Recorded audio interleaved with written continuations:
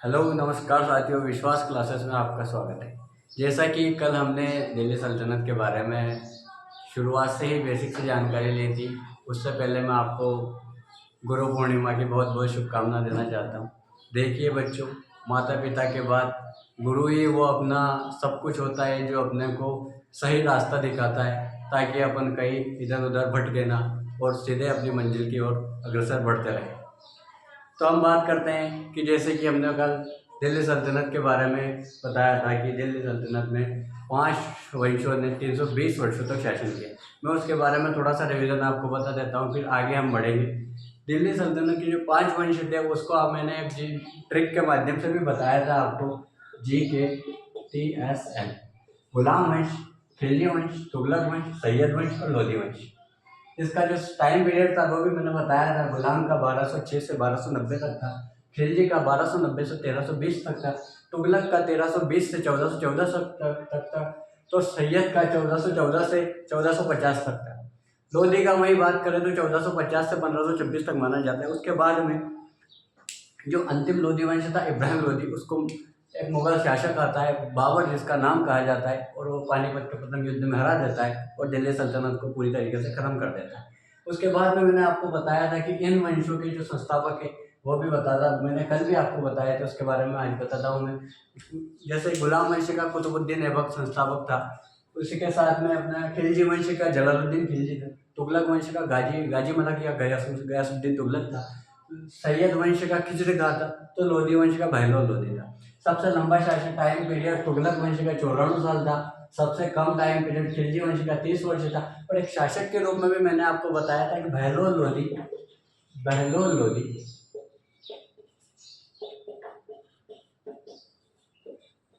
सबसे लंबा time period, सबसे लंबा एक शासक के रूप में इसका समय काल रहा था। उसके बाद में मैंने गुलाम वंश से शुरू किया था। गुलाम वंश का पहला शासक था अपना कुतुबुद्दीन ऐबक।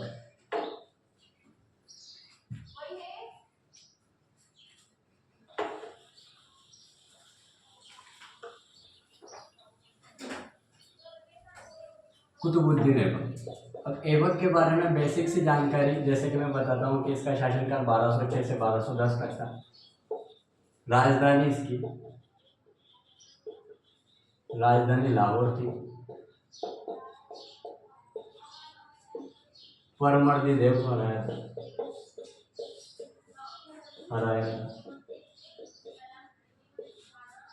लाख बख्श कुरान खां सिलहसा, इसकी कुछ उपाधि। उसके बाद में देखा जाए तो यही वह शासक था जिसने कुछ स्थापत्य भी करवाए थे, जैसे कि 2.5 दिन का झोपड़ा का झोपड़ा, इसका निर्माण इसने अजमेर में कराया था। और कहा जाता है कि संस्कृत विश्वविद्यालय को तोड़कर इसने इसका निर्माण प्रारंभ करवाया था। भारत में प्रथम मस्जिद कुव्वतुल इस्लाम मस्जिद, जिसका निर्माण दिल्ली में इसी ने करवाया था। और तीसरा कुतुब मीनार के निर्माण का कार्य भी प्रारंभ इसी ने किया था। खैर उसको पूरा करने का श्रेय इल्तुतमिश को जाता है। तो ये अपने बेसिक से जानकारी इसके बारे में ली थी। इसके बाद में अगला सुल्तान जो आता है वो इल्तुतमिश आता है। इल्तुतमिश के बारे में मैंने आपको बताया था कि ये दिल्ली सल्तनत और गुलाम वंश का वास्तविक संस्थापक था। क्यों था इसके बारे में भी मैंने आपको जानकारी दी थी, क्योंकि इसने खलीफा से, ये पहला दिल्ली का ऐसा पहला सुल्तान था जिसने खलीफा से मान्यता प्राप्त की थी। दूसरी बात, इसने राजधानी को लाहौर से स्थानांतरित करके दिल्ली लेकर आया था। तीसरी बात इसके बारे में कहा जाए तो इसने कुतुब मीनार के निर्माण का कार्य जो ऐबक छोड़ के गया था उसको पूरा किया था। अगली बात, इसने मुद्रा का प्रचलन भी किया था। चांदी का टका और तांबे का सिक्का, ये भी इसने किया था। कुतुब मीनार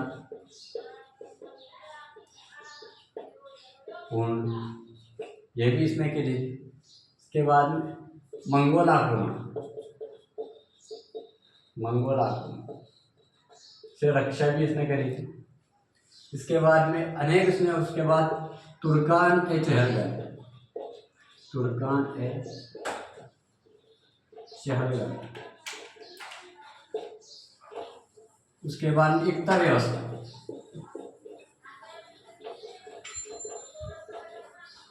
ये आदि कार्य, इनसे कई अनेक कार्य किए हैं जिसके लिए ये जाना जाता है। इसके बाद में अगले शासक के बारे में अपने आज बात करेंगे। आज शुरू करते हैं अपन अगले, यहाँ तक का रिवीजन मैंने कल बता दिया था आपको, अब अगला शासक के बारे में मैं आपको बताता हूँ। इसके बाद जो इल्तुतमिश था, ये अपनी बेटी रजिया सुल्तान को शासिका बनाना चाहता था, परंतु जो आपको बताया था मैंने तुर्कान चहलगानी, जो 40 अमीरों का दल था, वो कैसे एक शासिका, एक महिला शासिका को स्थापित कर सकता है, तो इसने वो नहीं किया। और उन तुर्कान ए चहलगानी, तुर्कान है चहलगानी, इन तुर्कान ए चहलगानी ने इसके एक पुत्र रुकनुद्दीन फिरोज शाह,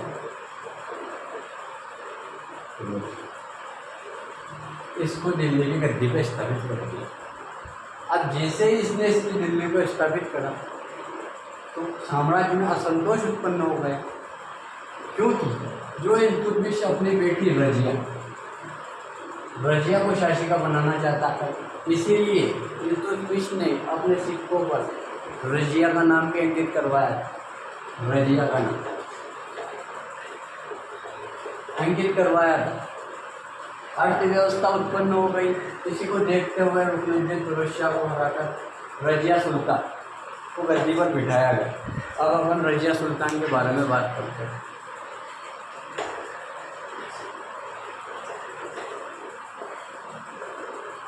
रजिया सुल्तान हेडिंग डालिए, रजिया सुल्तान, रजिया सुल्तान।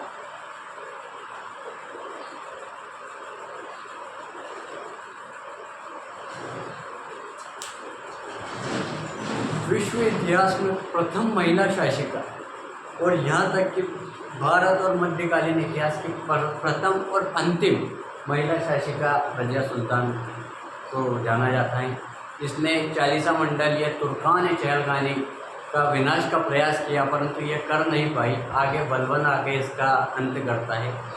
इसने अफ्रीकी एक यात्री था अबिसिनिया याकूत, उसको अमीर आखुर की उपाधि दी थी, जो अश्वशाला का प्रधान हुआ करता। उसके बाद अबिसिनिया का एक यात्री था याकूत ने इसके खिलाफ विद्रोह प्रारंभ कर दिया, परंतु बाद में रजिया ने याकूत से ही प्रेम विवाह यानी कि विवाह कर लिया। तो अपन इतना नोट करते हैं, उसके बाद में आगे बढ़ते हैं। रजिया विश्व प्रथम महिला शासिका, भारत की प्रथम अंतिम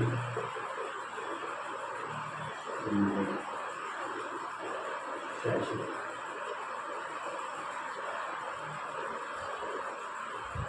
चालीसा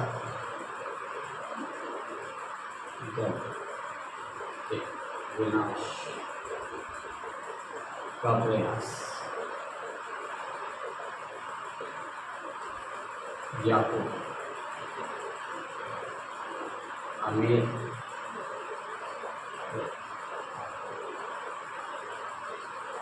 जिसको कहा जाता है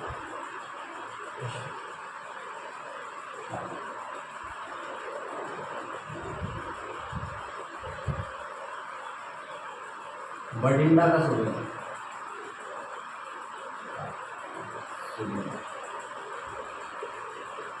अल्पुनी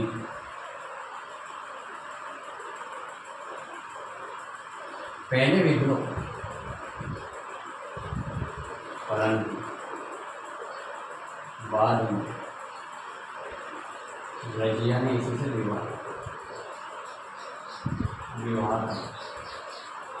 रजिया ने इसी से विवाह कर लिया। कुछ समय बाद जब बलबन ने रजिया पर आक्रमण करना चाहा,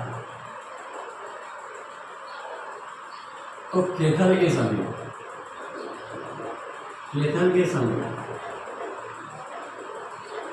रजिया की मृत्यु हो गई। तत्पश्चात बहराम शाह, इसका शासनकाल देखा जाए टाइम पीरियड 1236 से 1240।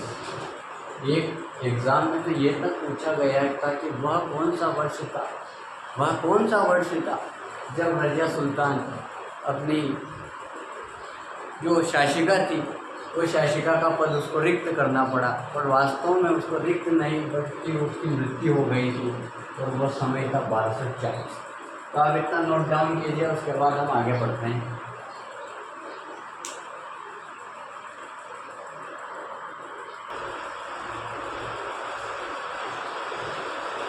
जैसा कि आप सभी ने नोट किया होगा,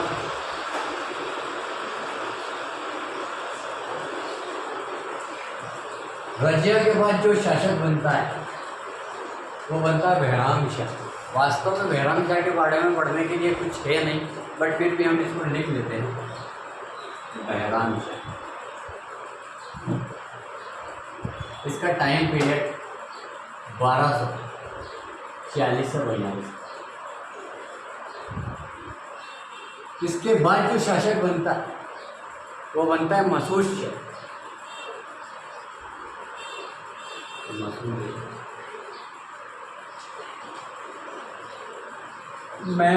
मसूद शाह का जो टाइम पीरियड है वो 1242 से 46।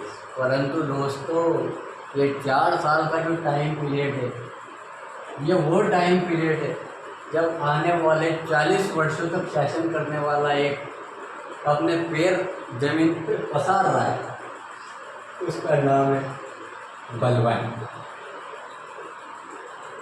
ये वही शासक है जो आने वाले 46 से 66 और 66 से 46 ये इतने वर्षों तक ये शासन पर राज करता है, डायरेक्ट इनडायरेक्ट रूप। क्योंकि इसके बाद जो शासक बनता है वो डायरेक्ट बलबन तो नहीं बनता, इसके बाद जो बनता है वो बनता है महमूद शाह।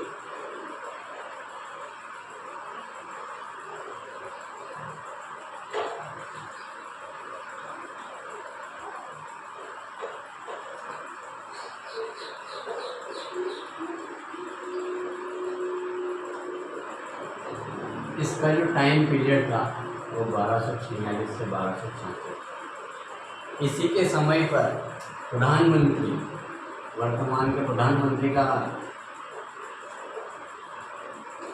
पद ले सकते हैं, क्योंकि उस टाइम पे जो प्रधानमंत्री का कार्य था वो बलबन का था। इसमें बलबन ने, इसके बारे में कुछ महत्वपूर्ण बातें जानते हैं अपन। तो इसने उलूग खां की उपाधि दी थी मसूद शाह। अगला फैक्ट इसके बारे में अति इम्पोर्टेंट पूछा जाता है कि सल्तनत काल के किस शासक को दरवेश फकीर कहा जाता है। उसको दरवेश फकीर कहा जाता है। दरवेश, क्योंकि यह ऐसा शासक था जो टोपी सिलकर और कुरान पढ़कर जीवन यापन करता था। टोपी सिलकर कुरान जीवन यापन करता। ये कुछ महत्वपूर्ण फैक्ट इसके बारे में जो लगातार पूछे ही जाते हैं, वे नोट डाउन कीजिए आप। फिर अपन पढ़ते हैं अगले शासक, महत्वपूर्ण शासक के रूप में बता सकता हूँ मैं बलबन है, उसके बारे में पढ़ते हैं, तो कीजिए आप।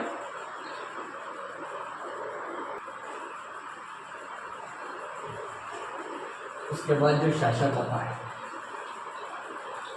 वो आता है बलबन।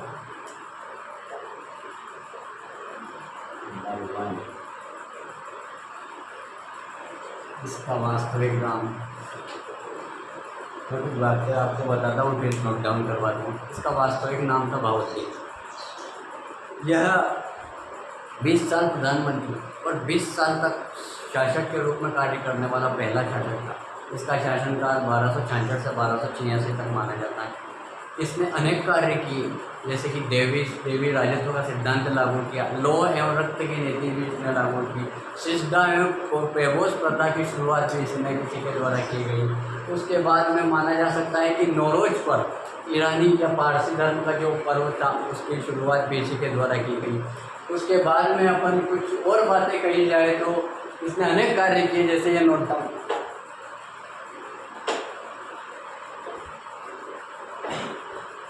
शासन का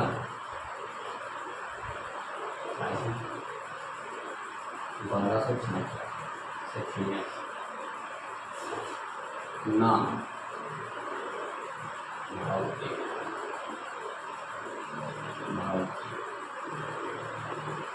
देवी राजस्व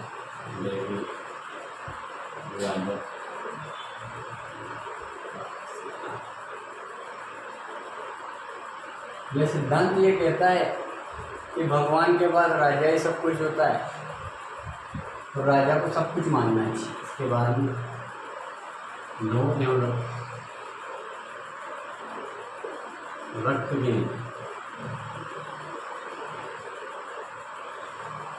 40वां मंडल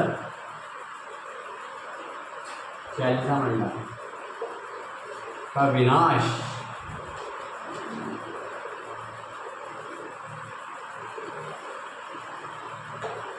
उसके बाद में सैन्य विभाग का इसने गठन किया था दीवान आरिफ, सैन्य विभाग दीवान आरिफ।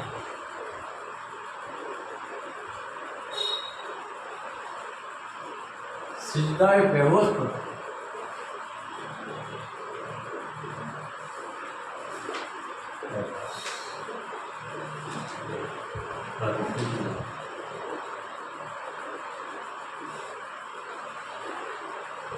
की शुरुआत भी इसने की।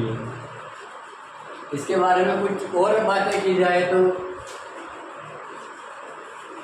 20 वर्ष प्रधानमंत्री, वो 20 वर्ष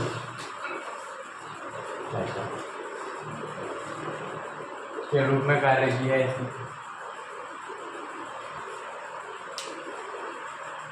इसका नाम भावतीय देवी राजस्व सिद्धांत लौह एवं रक्त। ये इतने इम्पोर्टेंट क्वेश्चन हैं जो कई बार लगातार एग्जाम में पूछे ही जाते हैं, तो लगातार पूछे ही जा रहे हैं, तो आप नोट डाउन कीजिए।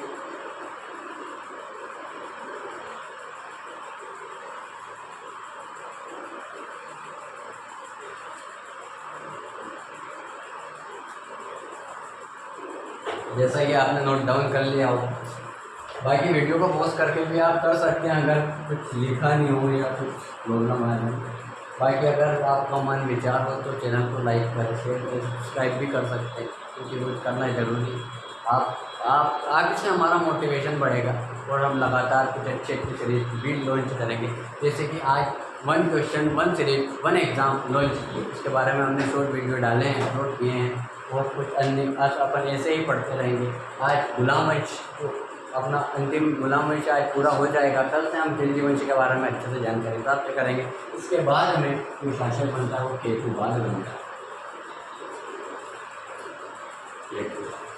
परंतु ये ऐसे शासक हैं जिनके बारे में कुछ विशेष जानकारी, क्योंकि इन्होंने कुछ विशेष कार्य किए नहीं है, इसलिए विशेष जानकारी प्राप्त नहीं होगी। इसके बाद में कैमूर्स 1290,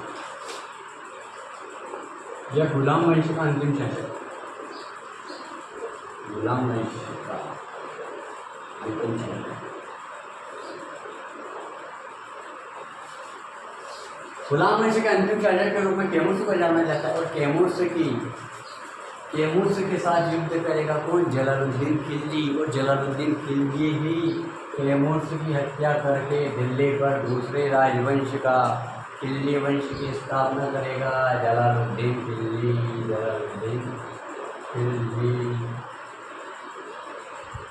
खिलजी वंश स्थापित कर देगा ये 1290 के शुरुआत में। इसके बारे में हम जानकारी अगले लेक्चर में लेंगे। फिर अभी मैं आपको जो गुलाम वंश मैंने बताए इसके बारे में, जैसे कि प्रीवियस ईयर क्वेश्चन मैं आपको कुछ बताता हूँ जो लगातार पूछे गए और पूछे भी गए। जैसे कि एक क्वेश्चन पूछा गया था कि गुलाम वंश का ऐसा कौन सा शासक है जिसने खलीफा से मान्यता प्राप्त की। तो मैंने ये कल क्वेश्चन रिपीट करवा दिया था आपको, क्योंकि ये मुझे तो सीधे से ऐसे क्वेश्चन पूछेगा वो। उसके बाद में प्रथम महिला शासिका कौन थी, तो रजिया सुल्तान थी। तो उसके अतिरिक्त भी कुछ, जैसे कि एक क्रम से भी क्वेश्चन पूछा गया था कि गुलाम वंश के शासक वो क्रम से जमाइए,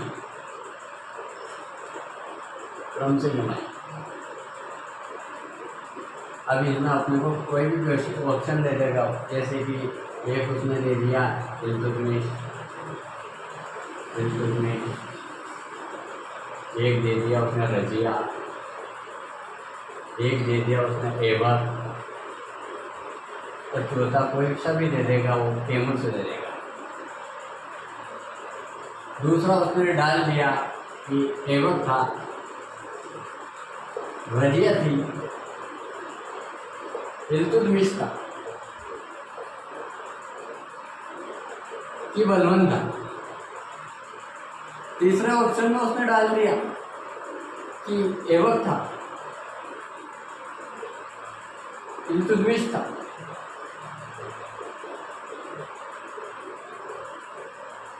रजिया थी।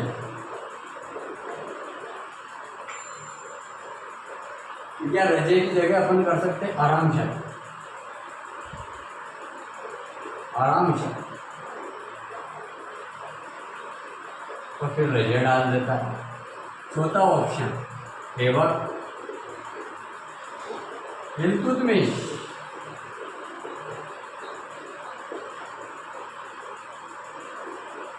रजिया और बलवन।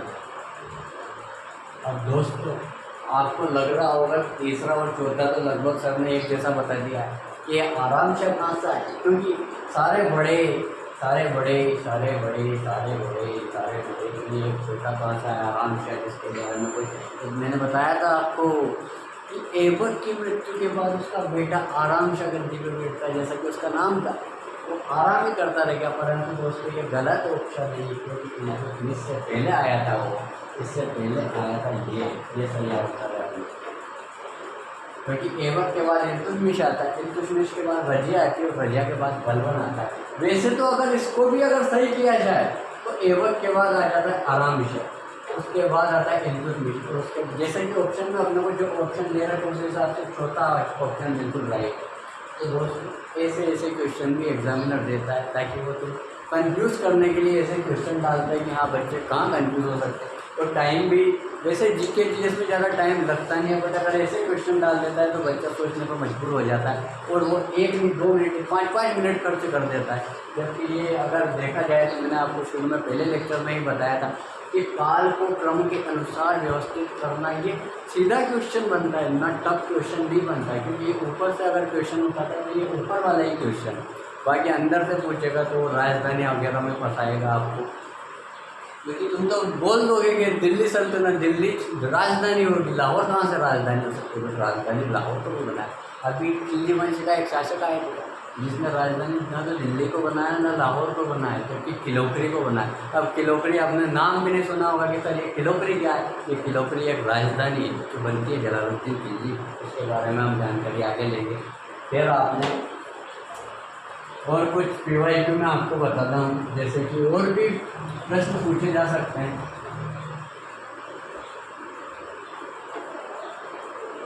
ऐसा कौन सा शासक जिसने मुद्रा का प्रचलन किया दिल्ली सल्तनत में सबसे पहले? तो इल्तुतमिश था। ऐसे क्वेश्चन कई प्रकार से क्वेश्चन घुमा फिरा के आपसे पूछे जा सकते हैं, जिसको आपको आराम से सोच समझ के आराम से कर लेना। बाकी जो गुलाम वंश मैंने पढ़ाया है, ये गुलाम वंश 2 लेक्चर में पूरा हुआ है। परंतु अगर इसमें से आपको अगर 50 क्वेश्चन सिलेक्टेड, क्वेश्चन तो कहीं निकल सकते हैं, पर 50 क्वेश्चन ऐसे सिलेक्टेड हो जो हर एग्ज़ाम में लगातार रिपीट होते ही रहते, उनके बारे में आपने, जैसे मैंने आपको बताया, इनके बारे में अध्ययन करते रहिए और इन क्लास को लगातार देखते रहिए ताकि आपका रिवीजन भी होता रहे और अपन धीरे धीरे आराम से पढ़ेंगे, पर ऐसा पढ़ेंगे कि बिल्कुल कन्फर्म हो जाए, क्योंकि पढ़ाई तो वही है जो अपने को याद करा सके। नहीं तो सर यूट्यूब पर भी सब कुछ रखा है, किताबों में भी सब कुछ रखा है, बट ना तो किताबें काम आती है, ना यूट्यूब काम आता है, क्योंकि एग्ज़ाम हॉल में तो हमारा दिमाग साथ जाता है, हमारा काम पेन साथ जाता है और पेन के द्वारा हम वही लिख सकते हैं जो हमारा दिमाग कहता है। इसलिए दोस्तों आराम से पढ़े, थोड़ा पढ़े, आराम से पढ़े, क्योंकि ज़रूरी है एग्ज़ाम क्रैक करना, क्योंकि अपने माता पिता के सपना जो देखा है उसको पूरा करने का यही एकमात्र सहारा वास्तव में शिक्षा जगत में तो बन गया है, क्योंकि शिक्षा जगत में एकमात्र उद्देश्य बन गया है नौकरी, नौकरी, नौकरी। पर नौकरी तभी मिलेगी जब आज की कंपटीशन वाली दुनिया में जब अपने को दिन रात मेहनत करके लगन के साथ मेहनत करके पढ़ाई करनी हो, ताकि हम एक अच्छा इंसान, अच्छा व्यक्तित्व और अच्छी जॉब को प्राप्त कर सकें। बहुत बहुत धन्यवाद, थैंक यू। सब्सक्राइब चैनल को लाइक शेयर और सब्सक्राइब कीजिए, क्योंकि हम आगे भी ऐसे ही वीडियो बनाते रहेंगे। कल अपना अगला नेक्स्ट वीडियो होगा जो होगा खिलजी वंश। खिलजी वंश के बारे में हम आराम से धीरे धीरे आराम से अध्ययन करते चलेंगे। उसके बाद में तुगलक वंश, सैयद वंश और लोधी वंश आराम से 2 या 3 लेक्चर में अपन दिल्ली सल्तनत ये कर लेंगे। फिर दिल्ली सल्तनत के प्रशासन के बारे में भी देखेंगे, क्योंकि आमतौर पर दिल्ली सल्तनत का प्रशासन तो कहीं पढ़ाया जाता ही नहीं है, बट सल्तनत के प्रशासन से आर्थिक, राजनीतिक इन जो विशेषताएँ हैं, इनसे क्वेश्चन सीधे ही पूछ लिए जाते हैं और पता भी नहीं चलता। जैसे कि दीवाने मुस्तकराज, दीवाने आरिस से कौन सा विभाग है, क्या है, ऐसे पूछ लेता है। दीवाने कोहिम, कौन किसने क्या चांदी का टका वगैरह, ये बहुत से क्वेश्चन बनते हैं जो सीधे सीधे पूछ लिए जाते हैं। तो दोस्तों कल से हम लगातार इसका रिवीजन और पढ़ते रहेंगे। तो जो पढ़ाया उसका रिवीजन भी मैं आपको छोटे छोटे 5 मिनट में देता रहूँगा, ताकि अपने को पीछे जो पढ़ते आ रहे हैं वो भी भूल लेना है और आगे भी बढ़ते रहेंगे। तो लगातार चलते रहेंगे। बहुत बहुत धन्यवाद, थैंक यू।